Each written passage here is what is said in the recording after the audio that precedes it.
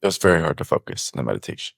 There's a sweet spot I've found with pain and this practice, which is that a certain amount of pain is actually helpful.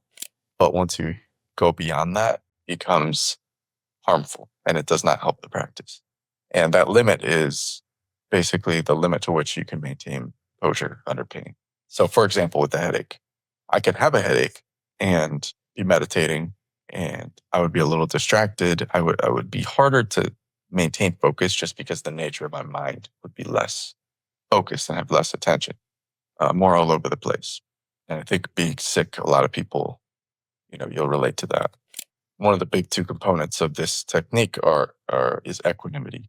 And equanimity is nature of acceptance, the ability to take things as they are and not immediately react to them. Hearing bad news and being equanimous would be accepting the bad news, not going into a frenzy, not being a little crazy about whatever bad thing has happened. And with equanimity comes happiness, comes contentment. The other piece is awareness. We can talk more about that. But equanimity practiced under duress.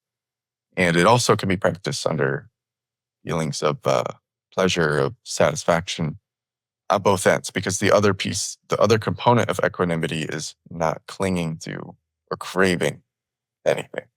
For example, I could hear good news.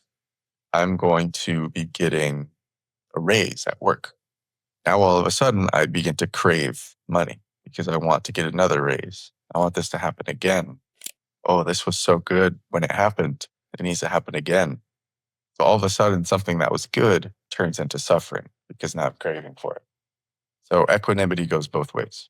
Now, returning to the conversation of the headache, being in pain gives a great opportunity to practice equanimity.